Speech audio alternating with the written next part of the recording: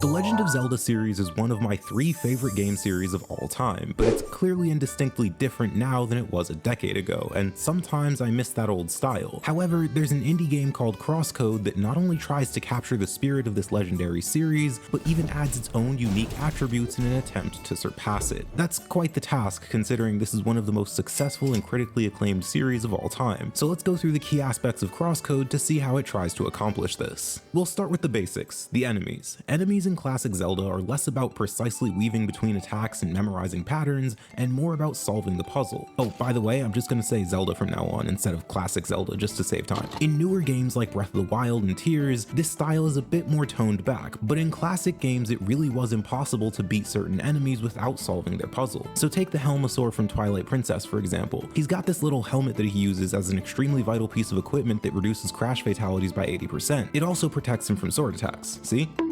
You can't beat this enemy without addressing the problem first, and there are a few ways to do just that. You could simply run around it and hit its back after a charge, or, my personal favorite method, grab the armor with the hookshot, leaving the Helmasaur totally defenseless. A ton of enemies in Zelda are like this, and it's a large part of why the combat doesn't get boring despite its relative lack of depth. But what if it did have a ton of depth? Well, that's basically just CrossCode. CrossCode not only uses this idea of enemies as puzzles, but it also grants the player this extraordinary tool that would instantly turn basically any action game from mediocre to excellent in my eyes. Both the combat and the enemies are designed around it, but to understand its full significance, let's first look at the latter since the former won't really make sense without it. So enemies in CrossCode have this thing called a break meter. When you hit them enough in the right way, we'll get to that, you can break them, forcing them into a more vulnerable state and allowing you to go all out and deal a ton of damage. You can even parry enemies to break them faster. Now, what do I mean by hit them in the right way? Well, since it's a perfect analog for the Helmasaur, let's look at the Mad Bovine. This enemy has a pretty tough head, and you can't really deal much damage to it from the front because of that, and just like the Helmasaur, you can run around to the back of this enemy and hit it for normal damage there. Of course, there's another solution to this puzzle. If you have a wall nearby, you can trick the bull into running into it, stunning the enemy and leaving it wide open. This actually goes one step further though. You might have noticed this already, but enemies often flash red. This happens when they're preparing for a big move, and if you're willing to take a bit of a gamble, you can attack them in this state for a quick break. This means there are 2 main ways to break an enemy. Either take advantage of their specific puzzle weakness, as we'll call it, or gamble and hit them while they prepare their strongest attacks. Crucially, both of these often go hand in hand. An enemy's puzzle weakness frequently is them flashing red. The Hillcat and Sharkster are the perfect examples of this. Now that we understand that, we can go back to that addition that all of this is designed around. So in CrossCode, instead of getting these items like a scarab or a bow,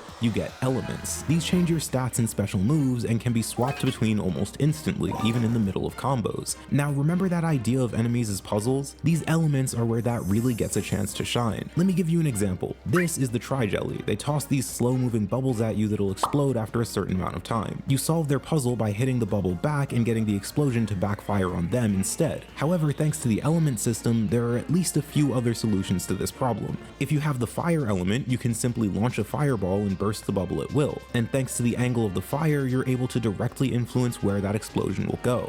This ability to control both when and where the bubble will detonate even allows you to direct it not just at the jellyfish, but at the subscribe button as well. Let's take a look at the sandworm, colloquially known as Tim. No, that's not a joke. This enemy is vulnerable to fire, but he's got a bit of a trick up his sleeve. If you break him using enough fire attacks, he'll ignite and begin feverishly flinging off a flurry of flaming fireballs, furiously flooding the field and forcing frantic foes to flee. While he does take more damage, you've also inadvertently unlocked his most powerful attack. I love this system of risk-reward and how it allows you to determine the feeling of this fight. However, it's important to remember that these are just 2 different enemies. I'm intentionally stopping here because I think seeing these things firsthand and solving these puzzles in real time is a large part of what makes this game so much fun. Speaking of those puzzles, that's potentially the most iconic part of Zelda's gameplay, so let's see how CrossCode approaches them in dungeons instead of combat. I do not like puzzles, not just in games but in general. I'm horrible at them and they're genuinely not fun for me. Furthermore, the puzzles in CrossCode can get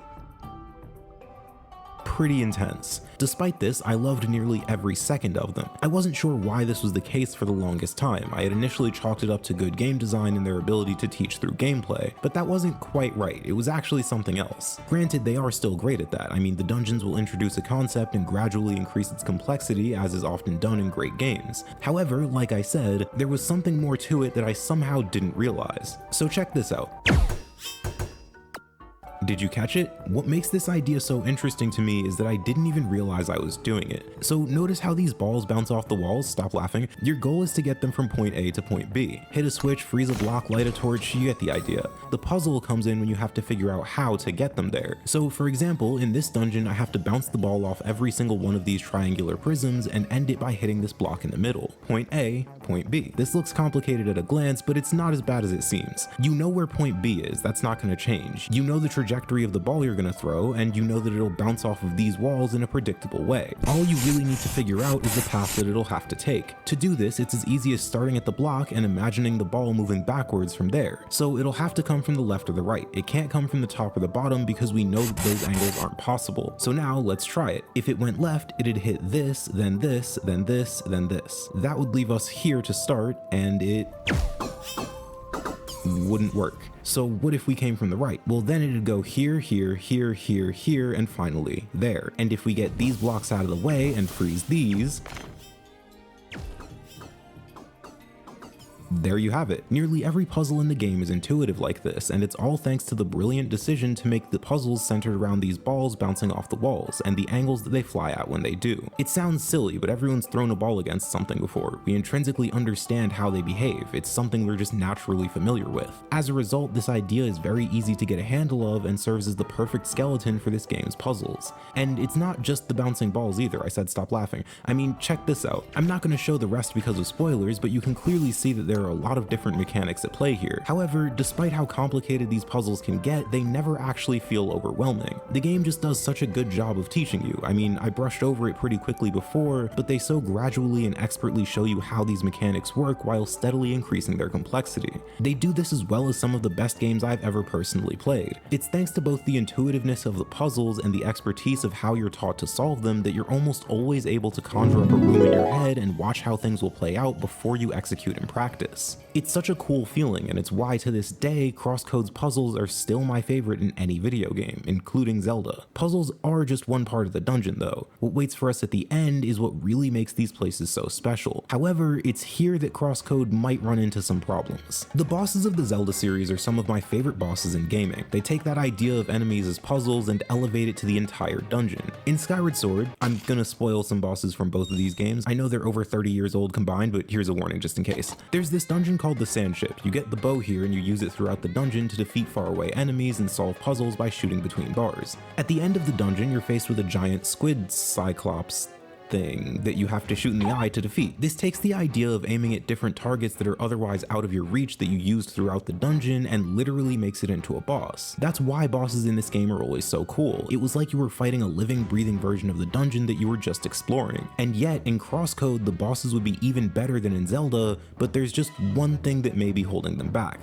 Kind of. It's complicated. So the bosses in CrossCode are outstanding. Let's just get that out of the way. I can't really go over this without spoilers, but I'll only talk about one boss, and it'll be the very first dungeon boss in the game, so it's not a huge deal. If, however, you really don't want to see that, skip here. You've got some time, since I'm not going to go straight into the boss right away. So in the first dungeon, there are these bombs. When you hit them, a timer starts, and shortly after, they explode. If, however, you hit them with the fire element, they'll go rocketing off in one specific direction, depending on the angle that you hit them at. When you encounter the boss, you'll quickly notice that you can't do very much damage to it. Barely any, in fact. The key to defeating this boss lies in those very same bombs that it'll spawn. All you have to do is hit the bombs straight at its chest and you'll get a break, allowing you to deal damage. However, here's where things change. First, there's the SP system. This allows you to execute special attacks that'll deal especially high damage. While your attacks don't deal much damage to this boss when it's not broken, you do still gain SP. This means that it's still in your best interest to hit it as much as you can when it's not broken. That way, when it is, you can unleash your specials. To further incentivize you to attack even outside of the break periods, there's the elemental overload system. When you use elements too much, you'll overload and be locked into your neutral form for a set amount of time. However, you can decrease this overload gauge by attacking in your neutral form. So after you go all out on the boss when it's broken, you're probably going to need to reset back to neutral so you don't overload.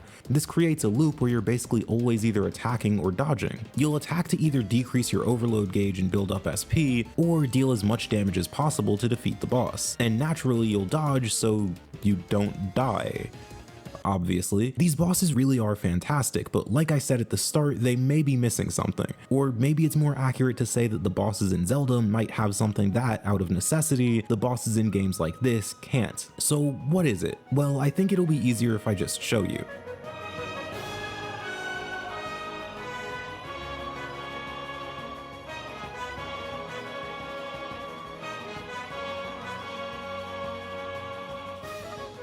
There's just this feeling. I mean, the orchestral score, the cinematic set pieces, it truly feels legendary. It goes beyond just the mechanics. You're a hero fighting a dragon in a flying city during a thunderstorm while flying across the sky to jump on its back and send it plummeting to the ground. Is that really something you can capture without those visuals? Can you get that same dramatic feeling when you don't have an entire orchestra playing your soundtrack? Well, yeah, I think you can. I mean, hear me out. I think a lot of what makes these fights in Zelda so amazing are those set pieces, but the context is just as important, if not more so, in creating a boss that feels special. In a vacuum, this boss is cool, sure, but with the context of the 30 hours of the game you've already played, the experience is elevated to a totally different level. I obviously can't show you my favorite boss from CrossCode, but I can tell you that it takes advantage of that context to create a fight that feels genuinely meaningful. The reason you're fighting this boss is just as excellent as the mechanics of the fight itself.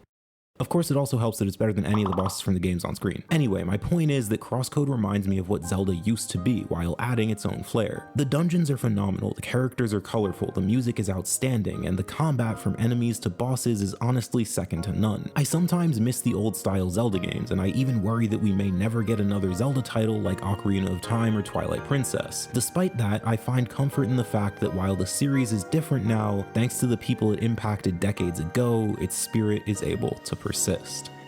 Now, if you'd like some more indie games, go check out this video on some of my personal favorites.